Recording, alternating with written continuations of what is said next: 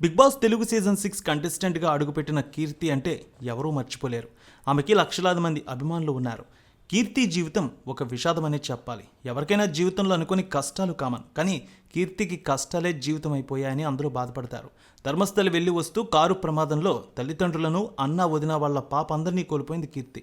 ఇక తండ్రి మరణం తట్టుకోలేక కోమాలోకి వెళ్ళి 32 రోజులు కోమాలో ఉండి ఆ తర్వాత కోలుకున్నాక బంధువులతో ఆస్తి తగాదాలు వచ్చాయి. ఇన్ని కష్టాలను ఎదుర్కొన్న కీర్తి మళ్ళీ తన సొంత కాళ్ళపై నిలబడింది.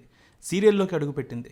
కీర్తి బిగ్ బాస్ ద్వారా ప్రేక్షకులకు బాగా దగ్గరైంది. అయితే కీర్తి జీవితంలో ప్రేమ, బ్రేకప్, ఈ కష్టాలు కూడా ఉన్నాయి. చిన్నతనం నుంచి తెలిసిన స్నేహితుడినే ప్రేమించింది కీర్తి. ఆ ప్రేమకు బ్రేకప్ చెప్పేసింది. తాజాగా తన మాజీ బాయ్ ఫ్రెండ్ గురించి ఒక ఇంటర్వ్యూలో కీర్తి తను ఎదుర్కొన్న ఇబ్బందుల గురించి చెప్పి బాధపడింది. నేను లక్షల్లో సంపాదిస్తాను, అయితే డిఎన్ఏ టెస్ట్ అడిగాడని బాధపడింది ఆమె. కీర్తి తన మాజీ బాయ్ ఫ్రెండ్ గురించి బ్రేకప్ అయినా ఎక్కడా చెడుగా మాట్లాడలేదు ఇప్పటివరకు. అది ఆమె మంచితనం.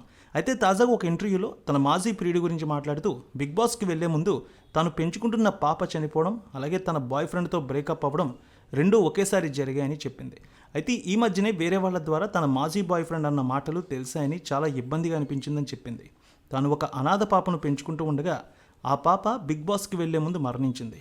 ఆ పాపకి నాకు డిఎన్ఏ పరీక్ష చేయించమని అతని తల్లి అడిగిందట. అంతేకాక వాళ్ళకి బ్రాండెడ్ బట్టలు అన్నీ తన డబ్బులతో కొని వాళ్లను సాకితే అతను నాకు డబ్బులు ఇచ్చినట్టు చెప్పుకున్నాడు. అతనికి నెలకి 12,000 జీతం వచ్చేది. నాకు అప్పట్లోనే లక్షల్లో వచ్చేది. నేను అతనికి ఇచ్చాను, కానీ అతని నుంచి నేను ఏమీ తీసుకోలేదు, ఆశించలేదు.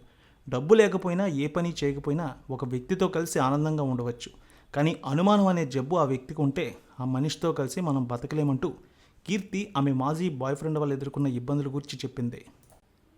అయితే ఆమె చెప్పిన మాటలు విన్నటువంటి కీర్తి అభిమానులు ఒక మంచి పని చేశావని ఆమెనందరూ కూడా ప్రశంసిస్తూ ఉన్నారు. అలాంటి వ్యక్తులతో జీవితాంతం ఖచ్చితంగా ఉండలేమని, ఒకవేళ కలిసి ఉన్న మధ్యలో విడిపోయే పరిస్థితులు వస్తాయని ఒక మంచి నిర్ణయం తీసుకున్నారంటూ ఆమెకు అందరూ కూడా సపోర్ట్గా నిలిచారు.